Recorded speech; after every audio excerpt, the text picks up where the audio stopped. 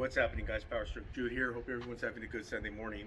I got a little light maintenance to do on my Honda CR-V. It's a 2-liter engine, or I believe 2.2, something like that. Just the normal little, the little family car. Here's what it is. You know, no big deal. I'm gonna do an oil change a couple of headlights. Shouldn't take too long, and I hope you guys like it. All right, give me a second. All right, to do this, there's not a whole lot of tools involved. You know, I got a 3/8 ratchet with a 17mm socket, a little cordless screwdriver with a Phillips head, some brake clean and kneeling pad. Got a couple of jacks, and I got my my Daytona jack. Matthew, hand me the kneeling pad. All right, so let me show you where you jack it up from real quick. I don't know if you guys can see this, how well you can. Let me see if I can turn on some light for you guys. Underneath the truck. Oops, sorry guys, sorry about that.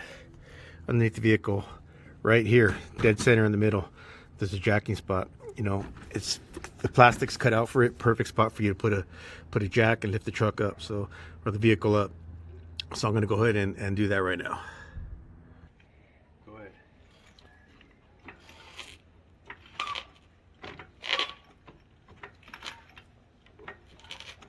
I'm pretty big, guys, so I raise it high.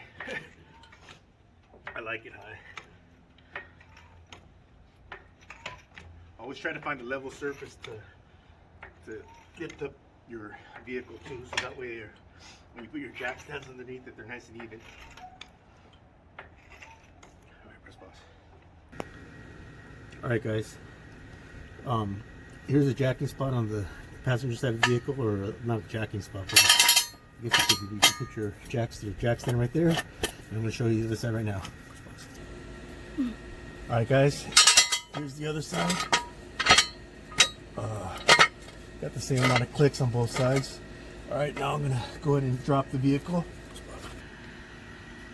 Alright guys, so when you lower the vehicle, just make sure you release your jack slowly. And it gets down onto the jack stands. Alright, jack stand caught it. Alright, jack stand's on it now. You can pull this out. Always give your vehicle a shake. Yeah, it feels pretty good. It's not going anywhere. Alright, so I'll get back at you guys in a minute. Go ahead. Alright guys, one other thing you want to do before you start draining the oil, take off your oil fills at the top and release the tips. Alright, I got my drain pan, I got a funnel, that's for later. Drain pan for right now, but I'm going to show you how to do the bottom now. Alright guys, now there's a little shield down here you got to remove. It's just got some Phillips head little bolts in here. Take this off. There's only 4 of them, I think. Let's see. There's 1.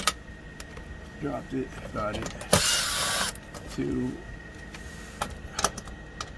3. 4. Alright, you get those out of the way. Set them off to the side. Little hole in the shield. You slide back and drop down. And there's your oil filter and your drain plug. Alright, Matthew, can you come in here and get this drain plug? Can you get that? Oh yeah, I kinda got it. Alright, well, now, don't say kinda, buddy. I do. Alright, so that's your drain plug. It's a 17mm, I believe. Well, that's what I have in my hand anyways. Let's see. Yeah, that's what it is. So you crack it loose. Oh, is that on off? Oh, someone over tightened this. I think my godson might have helped me on this one. Oh. Wow, look at that. It was tight. But anyways, get your drain pan closed so that way you don't spill oil. As you drop it, get ready to pull your plug.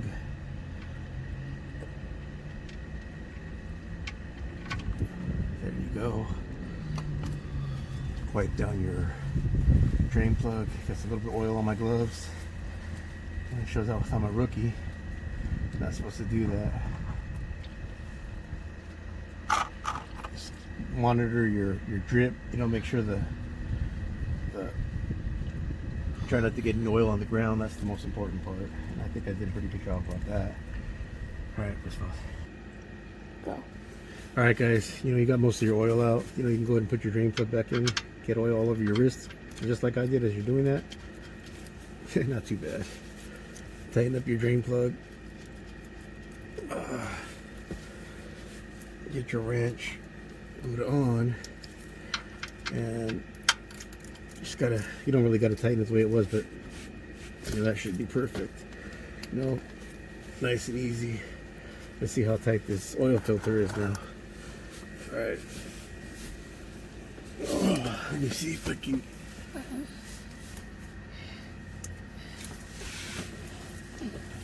That's not too bad. All right. But once you crack it loose, just let some oil drain out of it. Sometimes what people do is they pop a hole into the oil filter. They just get a screwdriver and punch a hole, and let oil drain into it. But once you crack it a little bit loose, you know, oil starts coming out. Let the oil come out. It'll catch in the pan. Then once it starts like that, you can kind of grab a couple rags and take it off. Or one rag should be all right. And then spin off the oil filter.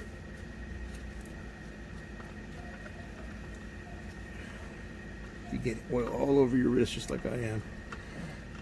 Shows, like I said, how much of a rookie I am.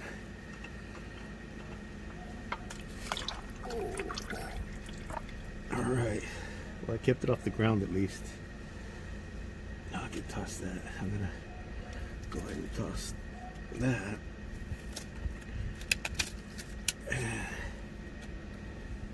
Alright, cool. Clean myself up a little bit. I think I got a couple drops on the ground, but that ain't no big deal. Always check, make sure your oil filter seal is not on the mounting surface for the oil filter, because you don't want to double seal it. And then I'll go to first pause. Go. All right, guys. So, you know, I didn't get new oil, but you can just get a little bit of the old oil. Just moisten that a little bit, no big deal. Get your new oil filter and thread it on. And these are going to go hand tight, like you saw me take it off with my hand. So on with my hand should be plenty. Get a little bit of brake clean. Watch your eyes, Matthews. Just clean up anything that might have had some fluid coming out of it, or oil, I mean. You know, that's pretty good. Should be fine. Help my eye. Yeah. All right. Then you want to get your shield. How does that go back on now? I believe it goes like this. Yep.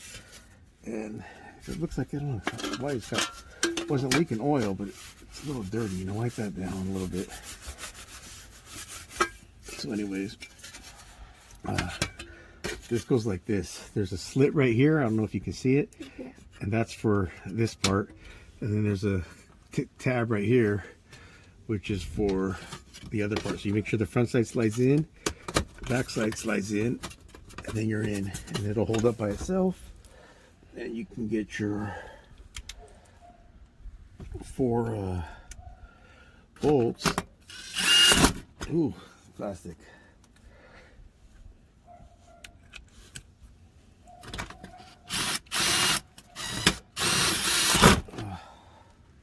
I like that kick it has.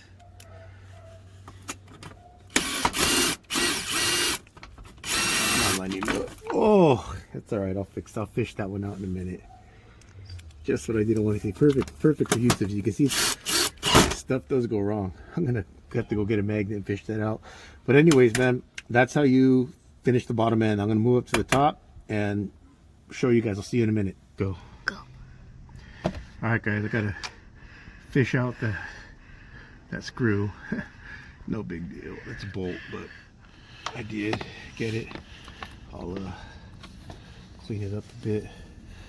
Actually, I'll spray it with some brake clean. That should be fine. Now, hopefully I don't drop it again, because that would be comedy. But put that back right there. I don't know why that one's not lining up. First one. Alright guys, and you get your jack back in place.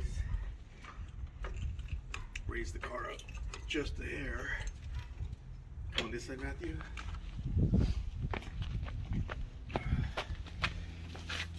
I gotta go up a hair more.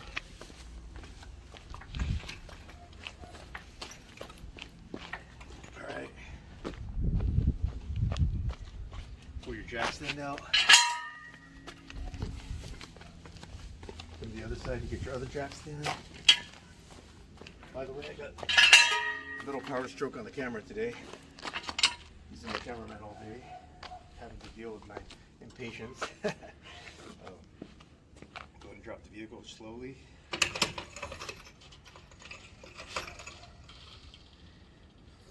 Now we're ready to put our oil in. Got me a little, I got the wrong filter though. Alright guys, you know, I think 0W20. So I went ahead and got some O'Reilly's full synthetic 0W20. I never put expensive oil in vehicles because I truly believe if you do your maintenance when you're supposed to, cheap oils are not going to even. So the good oils, if you're not doing your oil changes, absolutely get better oil. But you know, I do my oil changes at every interval, you know, sometimes before, usually before. So go ahead and put this thing calls for 4.5 quarts. So I got a 5 quart jug.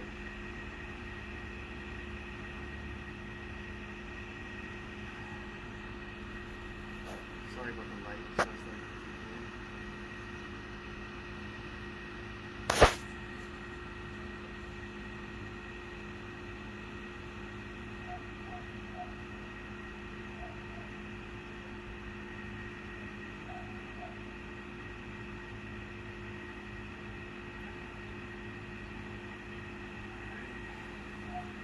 now to check your oil, get your dipstick.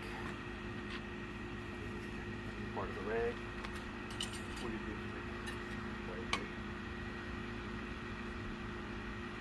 And if you see on your dipstick, some like Ford get in between these two holes. Some say full. Some of them have a hash mark. On Hondas, I believe you got this hole, these two holes. That's the minimum you want to see. That's the maximum. So you kind of want to see your oil in the middle of both lines.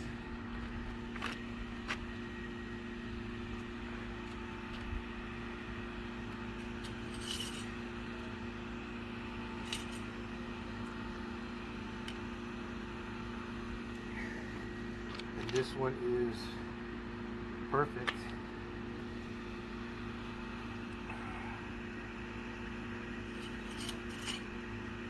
Alright guys, I hope you enjoyed that footage.